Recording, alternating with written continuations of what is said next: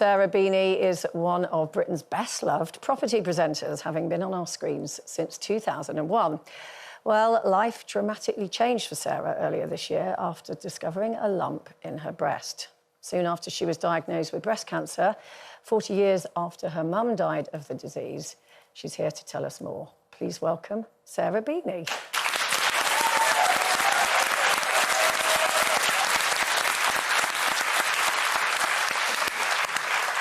Welcome, welcome, welcome. Thank you. Looking incredible, I have to say. It's amazing. Makeup, good, isn't it? No, you look Cover great. yourself in. I wanted to ask you, because I saw a quote that you gave, and you said, "I've waited my whole life for this diagnosis." What do you mean by that?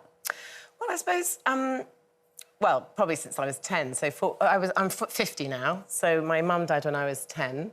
And I just kind of always assumed that I would get breast cancer. And then probably anyone else who's lost a mum would feel this, is she died at 39. So when I got to 39, I was like, oh, here it is. This is it. This is the moment. And then I got to 40 and was like, oh, no, that wasn't it. That's not it. And so 40 was a bit of a bumpy moment because I wasn't sure what you do at 40 when you're not dead. I was thinking, gosh, that's kind of weird. But I suppose in some ways... And then life went on and then I hit 50 and then I was diagnosed and I thought, oh, there it is. It was just waiting. And your mum, Anne, died of breast cancer. Now, obviously, when you're 10, you sort of process it through what it means to you. Does your own diagnosis now make you think about what your mum went through? Yeah, I mean, very much so. I think when you're 10, I do have this theory that children don't really understand loss and death. What they do is they live with it forever, whereas adults, because you can compute that, it's in some ways it's a much deeper grief to begin with, but because you get what's going to happen, like they're not coming back. And so it's that kind of really deep grief initially, whereas children, it sort of goes on and on. But if I'm really honest, I probably did... My husband says I have this form of therapy, which is to pick up the carpet and sweep it underneath and put it back down and walk away. And that's totally fine. So pop it in a box. Now, when you were diagnosed, in the preceding years, had you had regular mammograms?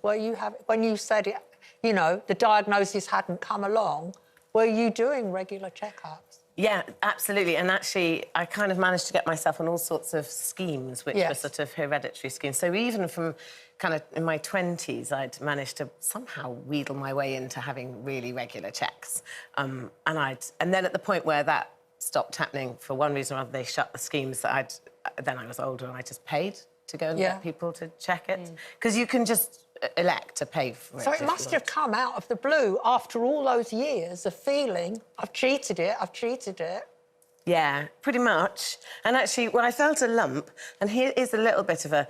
So I had a mammogram booked, a standard aged 50 mammogram, and I did find a lump, and when I went for the mammogram, I said, I've got this lump, and anyway, they did the mammogram, and they said, it's fine, it's not totally fine, no problem, it's totally not a problem.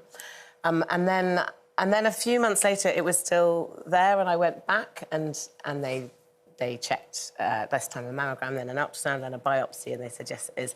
So the only thing my mission that I would like everyone else to know is you should trust your own body. Yeah. And, if you do have a lump and they say it's all clear, if it doesn't feel right, then go back again for another opinion. Don't think, oh, well, they said it's fine, so I'll just go away. I think what was interesting to read about yourself was it's almost like you were expecting this all your life, and then when you got the kind of diagnosis, initially, you decided to go in on your own and not take your husband in with you to be told it was... Yeah. It's almost like you tried to be this... Yeah, but that's probably because I'm a dreadful control freak. And I don't think I sort of needed to handle it myself. Was it the protection of them as well? Like, almost going, I don't want to hurt all of them now? Because I know my sister's biggest thing with her, she has breast cancer, is she always feels like she doesn't want to upset the family with the diagnosis. Well, there's an element of that. I mean, I'm probably not that nice, but... Your sister's obviously really nice. No, there is an element of that. I mean, there's no doubt that you don't go through breast cancer yourself, or any cancer, or any illness. If people love you, whatever you're suffering, they're all suffering too. Yeah. And watching somebody else suffer is excruciatingly painful, especially if you're impotent and can't do anything about it. So I think it's very hard for people who... You know, I remember when my mum died, watching my dad grieve. I mean, that's way worse than grieving yourself. Watching someone broken is like... So I actually sort of think... And they can't do anything about it. I think if my kids or my husband were oncologists or, you know, breast surgeon, I would have gone straight. But, you know, my husband's an artist, he can't help. Well, you did tell them, obviously.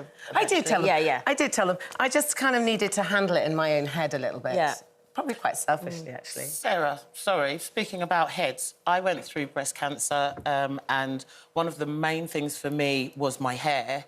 And when I was going through the chemotherapy, I lost my hair. Even though I tried to control it with the cold cap, my hair still came out. And I thought I'd be OK, but when I saw it coming out, I wasn't. How did you handle that? And how have you handled that with your family? Because my daughter wanted to shave her hair off when I lost all of mine as a way of support. Amazing. Well, pretty similar to you, actually. Right. I'm looking at your amazing hair now. I'm like, God, if it comes back like that... Girl. Oh, well, that's the truth, isn't it? This is a wig. It hasn't grown back That's a wig. quick enough. It hasn't grown back. They're flipping brilliant wigs, aren't they? Everyone should have a wig. You know, can't be able to do your hair, bit of alopecia, you know, lazy, just stick a wig. But there's a certain amount of... I know I was embarrassed and I felt a little bit ashamed of what I was going through when, you know, that stigma shouldn't have been attached to it. It shouldn't. It's weird because I was trying to work out why losing your hair is so traumatic, because it shouldn't be, because it's only hair, isn't it? But it is, it was really... You did a bold photo shoot, I saw at the weekend, without the wig, and you looked incredible. I did, because I sort of think it's wrong that we should feel so much shame.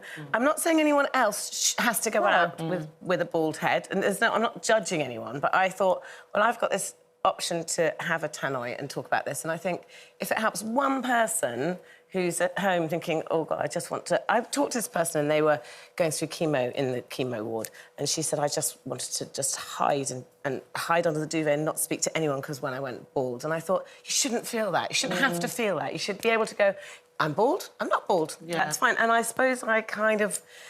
It's maybe just because I feel a little bit like it's a bit empowering for me, and maybe it's a bit empowering for someone else to look at it and go, OK, you know what, I can just go out with a bald head too. It's fantastic. And before you go, I just wanted to get in, because obviously you're still working as well, and you've got a new life in the country. When is that coming out again? That's what, series 3, is it?